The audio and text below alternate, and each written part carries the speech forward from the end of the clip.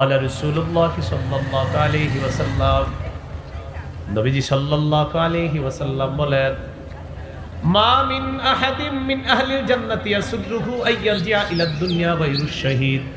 যারা জান্নাতের মধ্যে থাকবে তাদের কেউ দুনিয়াতে আসতে চাইবে না আবার, তবে শহীদরা আবার আসতে চাইবে। সুবহানাল্লাহ। জান্নাতে যারা থাকবে তারা কেউ দুনিয়াতে আসতে চাইবে না, তবে শহীদরা আবার আসতে চাইবে।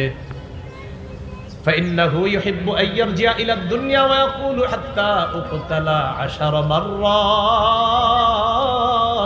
مما يرى مما أعطاه الله من الكرامة।